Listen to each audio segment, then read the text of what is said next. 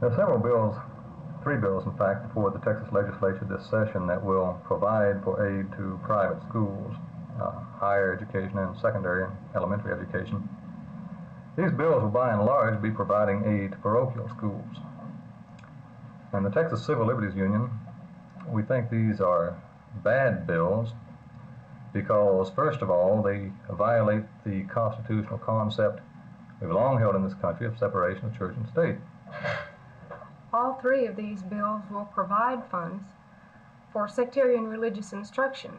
House Bill 301, for example, which deals with primary and secondary schools, will primarily give aid to Catholic parochial schools, which contain about 2/3 of the students who are now in private schools in Texas.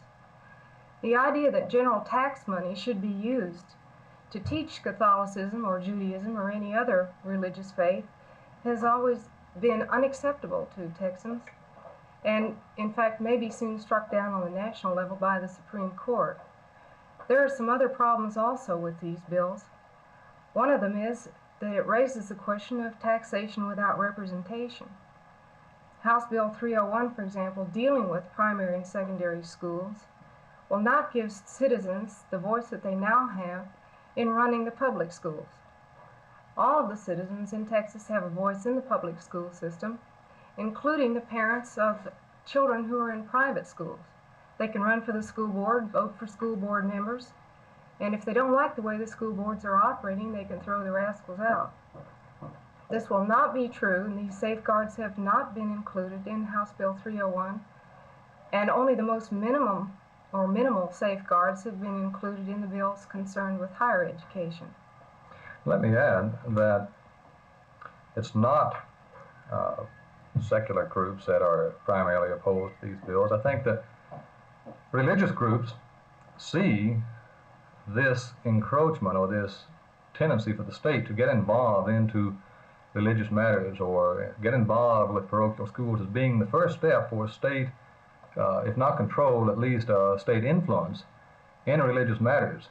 And so some of the strongest opposition in this state and elsewhere to aid to parochial schools has come from religious groups who want to be left alone to do what they think is proper and not have the state interfering. Let me ask you on the level of higher education. We have the GI Bill in which the federal government will pay benefits or like a tuition grant to a person getting out of the Army that he can apply to any school, private, parochial, whatever.